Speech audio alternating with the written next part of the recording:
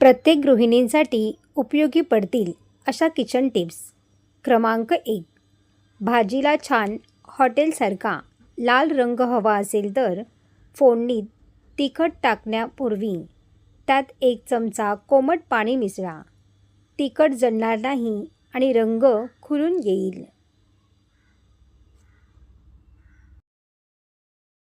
क्रमांक 2. दूध तापवताना पातेल्याच्या तळाला थोडे पाणी टाका आणि मग दूध ओता. दूध खाली लागणार नाही आणि फाटणारही नाही.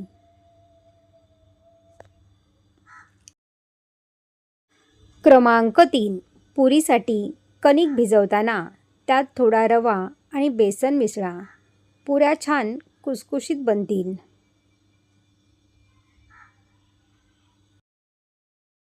क्रमांक 4. पावभाजी बनवताना त्यात मॅगी मसाला आणि बीट किसून टाका. यामुळे भाजीला नैसर्गिक गडद लाल रंग येईल आणि चवही भारी लागेल.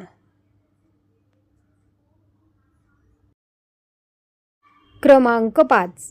गॅसवरचे किंवा ओट्यावरचे तेलकट डाग काढण्यासाठी लिंबाचा रस आणि बेकिंग सोडा एकत्र करून घासल्यास डाग लगेच निघतात. क्रमांक 6. पीठ मळताना पाण्याऐवजी कोमट दूध किंवा दह्याचं पाणी वापरा. चपात्या दुसऱ्या दिवशीपर्यंत कापसासारख्या मऊ राहतील.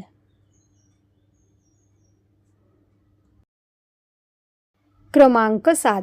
ताकाच्या कढीला जोपर्यंत पहिली उकळी येत नाही तोपर्यंत त्यात मीठ टाकू नका. उकळी आल्यावर मीठ टाकल्यास कढी कधीच फाटत नाही.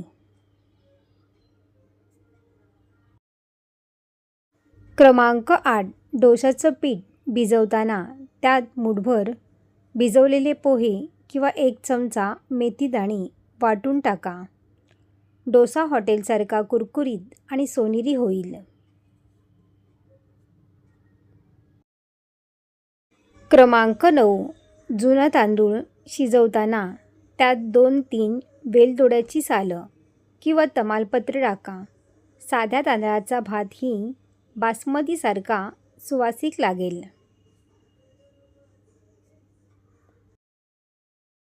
क्रमांक 10. जर घरात खवा नसेल तर मिल्क पावडरमध्ये थोडे दूध आणि 1 चमचा तूप मिसळून मंद आचेवर शिजवा. 5 मिनिटात घरगुती खवा तयार. क्रमांक 11. कढीपत्ता धुवून कोरडा करा आणि एका काचेच्या भरणीत ठेवून त्यात 1 छोटा हिंगाचा खडा टाका. कढीपत्ता 15 ते 20 दिवस हिरवागार आणि सुवासिक राहतो. क्रमांक 12. बेसन किंवा मैद्याचे पीठ भिजवताना त्यात थोडं मीठ आधीच मिसळा. यामुळे पाणी टाकल्यावर गुठल्या होत नाहीत.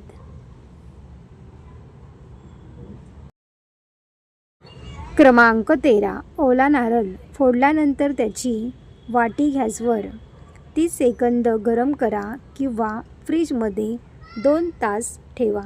नारळ कवडीपासून लगेच वेगळा होईल. क्रमांक 14. एकदा तळलेले तेल पुन्हा वापरताना त्याला वास येतो. ते तेल गरम करताना त्यात छोटा आल्याचा तुकडा टाका. वास निघून जाईल.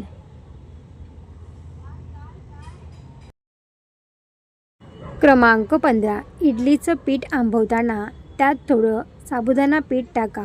इडल्या कापसासारख्या पांढऱ्या आणि मऊ होतील.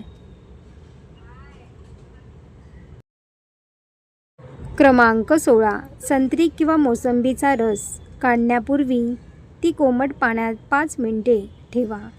रस दुप्पट निघेल आणि चवही छान लागेल. क्रमांक 17. साठवणीच्या डाळीला कीड लागू नये म्हणून 2-3 सुक्या कडुनिंबाच्या डहाळ्या किंवा 1 चमचा एरंडेल तेल चोळून ठेवा.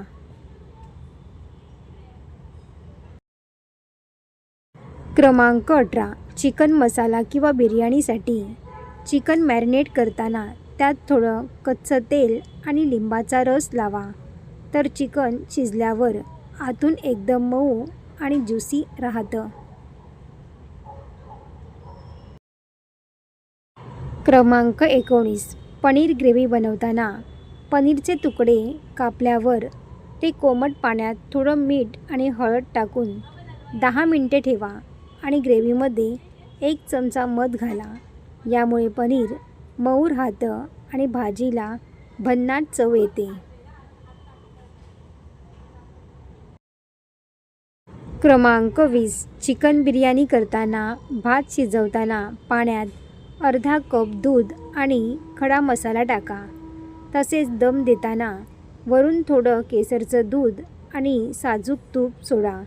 बिर्याणीचा सुवास घरभर दरवळेल. सर्व माहिती तुम्हाला आवडली असेल तर व्हिडिओला लाईक करा आणि आपल्या मित्रपरिवारामध्ये शेअर करा. असेच नवनवीन व्हिडिओ पाहण्यासाठी चॅनलला सबस्क्राईब करा. धन्यवाद.